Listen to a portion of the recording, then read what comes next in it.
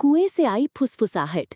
भोरनवाला नामक छोटे से गांव में एक पीढ़ियों से चली आ रही सख्त हिदायत थी। सूरज ढलने के बाद पुराने कुएं के पास कभी मत बोलना। 17 साल की अरीबा को इन बातों पर यकीन नहीं था। उसने हंसते हुए कहा, क्या जिन कुएं से निकलकर मुझे खा जाएगा? वो अपनी मौसेरे भाई इलियास के साथ कुएं के पास खड़ी थी। इलियास ने गंभीरता से कहा, इन बातों का मजाक मत उड़ाओ, वो कुआं यूं ही नहीं बंद किया गया था।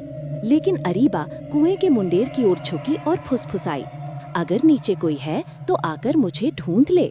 उस रात उसे अपने कमरे के कोने से कोई फुसफुसाहट सुनाई दी, कानों से नहीं, उसके दिमाग के अंदर।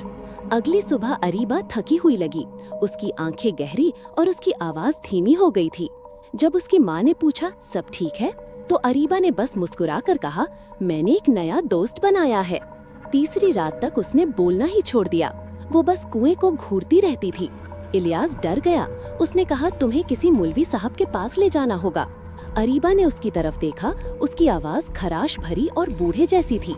तुम्हें भी कुएं के पास नहीं बोलना चाहिए था। उसी रात इलियास की नींद टूटी। खिड़की पर कोई खरोच रहा था। उसने झांक कर देखा, अरीबा बगीचे में रेंग रही थी। उसके हाथ पांव अजीब तरीके से मुड़े हुए थे और वो किसी पुरानी भूली हुई भाषा में बड़बड़ा रही थी। अगली सुबह गांव के बुजुर्गों ने नए मंत्रों और पत्थरों से कुएं को फिर से सील कर दिया, लेकिन फुसफुसाहट बंद नहीं हुई, ना भोरनवाला में, ना इलियास के मन में, और अब नहीं तुम्हारे भीतर, क्योंकि तुमने ये कहानी सुन ली है।